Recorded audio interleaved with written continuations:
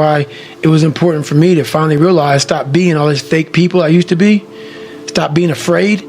There was no growth until I cut myself down to nothing, to the person I really was, the real human being.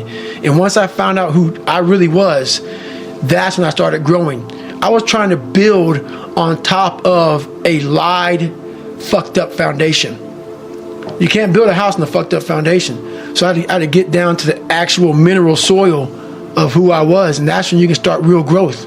And what is the role that suffering plays in that, or the willingness to suffer? It starts to peel all those layers away, all those artificial layers away. If you're willing to suffer and go back in the grind, that internal dialogue you have with yourself when you're in misery and you're uncomfortable, it's a real, scary, unfiltered, no lying dialogue. A lot of people will, and some of these motivational people out here, it's the funniest thing in the world to me. They'll go and say, when you wake up in the morning, pound your chest, fucking look at yourself in the mirror and do all this fucking bullshit.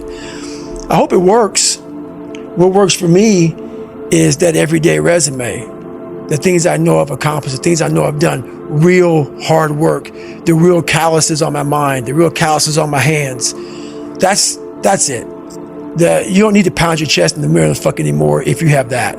It seems like, especially with confidence, right, or self-esteem, there's a relationship between confidence and competence. Mm-hmm. So what you're looking to do is try and have what you believe that you can do be ahead of what you can do. Right. Now, you're not looking for it to be delusional. You don't want it to be able to believe that you can do something like fly, right? But you need to have a relationship between the two. But what people are asking for is for their confidence to be so far ahead of their competence that, or without having even been competent at anything in the beginning. And that's just delusion. That's fantasy.